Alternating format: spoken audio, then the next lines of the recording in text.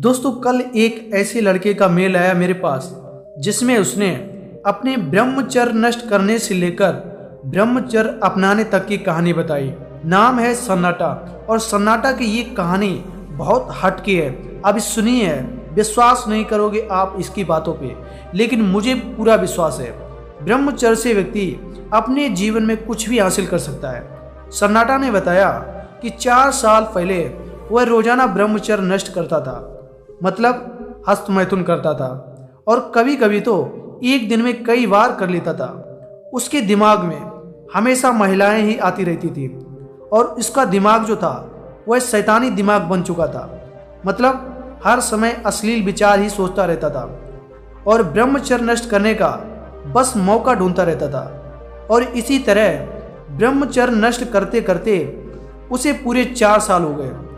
फिर एक दिन वह कहीं पैदल जा रहा था तो अचानक से उसकी आंखों के सामने अंधेरा छा गया और उसे दिखना बंद हो गया और वह चक्कर खा के नीचे गिर पड़ा और बीच रोड पे चारों खाने चित। पब्लिक आई, पानी का छींटा मारा और उसे उठाया और सन्नाटा से कहा, इतनी क्यों पीते हो जब झेल नहीं पाते हो? सन्नाटा बोला, देखिए भाई साहब, दारू को मैं हाथ तक नहीं लगाता। पब्लिक बोली, अच्छा तो फिर बीच रोड पे पागलों की तरह चारों खाने चित क्यों लेटे हो? सन्नाटा बोला, वो मुझे चक्कर आ गया था। फिर पब्लिक बोली, बेटा चक्कर आते हैं तो घर पे रहो, अपना इलाज कराओ, अभी मेरी गाड़ी के नीचे आ जाते तुम। पब्लिक घर गई और सन्नाटा वैद्य के पास और बोला, वैद्य जी मुझे भयंकर चक्कर आते हैं, दवा दो। वैद्य ने सन्नाटा की तरफ गौर से देखा तो सन्नाटा सूखी पतली लकड़ी के समान था। वैद्य बोला, बेटा दवा नहीं, तुम्हें तो दुआ की जरूरत है। सन्नाटा बोला, क्या मतलब? वैद्य बोला, मतलब ये कि दवा तो उसे दी जाती है जिसके शरीर में खून हो, मांस हो। तुम्हारे शरीर में हाड़ के अलावा कुछ है ही नहीं। और कहा कि तुम अपनी आदतें सुधारो और अपना चित्त ठीक करो क्योंकि तुम गलत आदतों के शिकार हो। ये बात सुनते ही सन्नाटा गुस्से से आग बबूला हो गया और बोला, आपको दवा देनी है तो दो, नहीं देनी है तो मत दो, लेकिन मुझ पे झूठा इल्जाम मत लगाओ। मैं ऐसा लड़का नहीं हूँ, रोज 1 लीटर दूध पीता हूँ, जिम जाता हूँ। वैद्य ने कहा, बेटा 1 लीटर दूध? मुझे तो लगता है आप 1 लीटर पानी भी नहीं पीते। जाओ घर जाओ, आदत सुधारो अपनी। और फिर सन्नाटा वहां से चला गया और सोचने लगा कि वैद्य ठीक कह रहा था। वैद्य से मिलने के बाद सन्नाटा को पता चला कि वह अपने खुद के शरीर को दीमक की तरह चाट रहा था। और उसी दिन से सन्नाटा ने यह तय किया कि अब वह कभी भी हस्तमैथुन नहीं करेगा। दोस्तों, ब्रह्मचर्य से रिलेटेड आपको बहुत से मोटिवेशनल वीडियो मिल जाएंगे यूट्यूब पे, लेकिन सबसे जरूरी आपके अंदर की इच्छा शक्ति होती है। और इसी मजबूत इच्छा शक्ति के साथ 4 साल तक ब्रह्मचर्य में सन्नाटा रहा और 4 साल के बाद उसके व्यक्तित्व में एक बड़ा परिवर्तन हुआ। वह किसी का भी चेहरा देख के उसके मन की बात जान लेता था कि उसके दिमाग में क्या चल रहा है, और उसका शरीर अत्यधिक बलवान हो गया, चेहरा चमकदार हो गया, शरीर के गंभीर से गंभीर रोग नष्ट हो गए। कहते हैं कि मनुष्य की संकल्प शक्ति सबसे ज्यादा शक्तिशाली होती है। अगर मन में इच्छा हो तो आप बड़े से बड़ा काम कर सकते हो। ये बात गौतम बुद्ध ने भी कही है।